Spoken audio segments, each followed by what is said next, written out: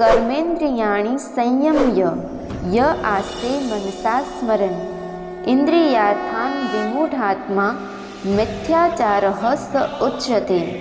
મિત્રો, શ્રી કૃષ્ણ કહે છે કે જે મૂઢ બુદ્ધિનું મનુષ્ય સઘળી ઇન્દ્રિયોને હઠપૂર્વક ઉપરથી રોકીને મનથી તે ઇન્દ્રિયોના વિષયનું ચિંતન કરતો રહે છે તે મિથ્યાચારી અર્થાત દંભી કહેવાય છે।